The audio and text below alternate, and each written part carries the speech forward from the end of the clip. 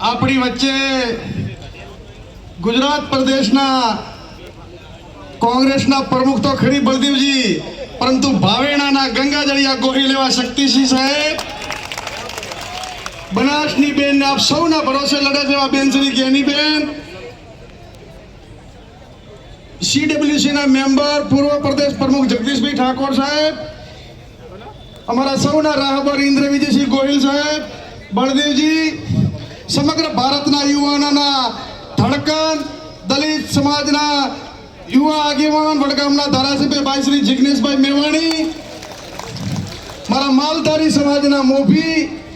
હર હંમેશા સમાજ માટે લડતા એવા રઘુભાઈ, અમારા ધાબળિયા ભાઈ દિનેશભાઈ, તુષારભાઈ ચૌધરી, સૌ મંચસ્થ આગેવાનો, આપ સૌ આ ચૂંટણી ઉત્તરમાં અંબા આથમણે નડાવાળી લાજ રાખે ઢીમાવાળો આપ સૌના ભરોસે એમને ભગવાનને પ્રાર્થના કરું છું કે આજે આ જનતા આવી છે માં અંબા માં નડાવાળી,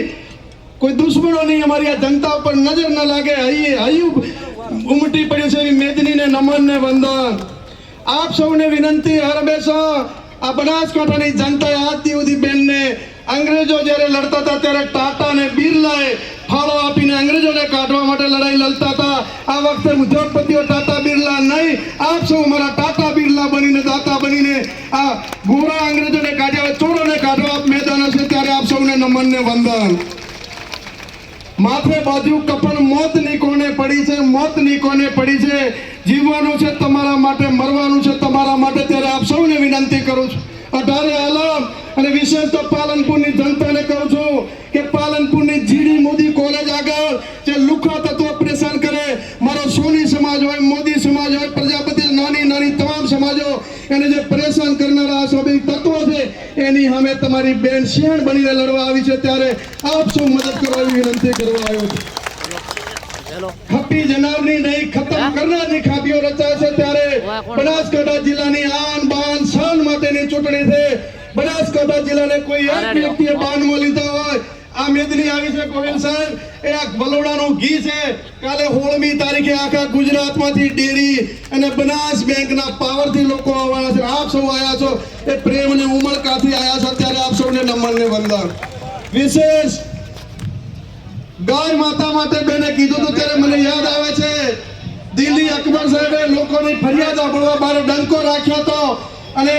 જે લોકો ડંકો વગાડે એને બોલાવતા, પણ એક વખત ડંકો 2-3 વખત વાગ્યો ત્યારે બિરબલને કીધું કોણ વગાડે, કે ગાય, તો એમને શું કે કઈ વેદના હશે. ત્યારે કવિએ કીધું કે ગાય માતા એટલા માટે વગાડે છે કે હું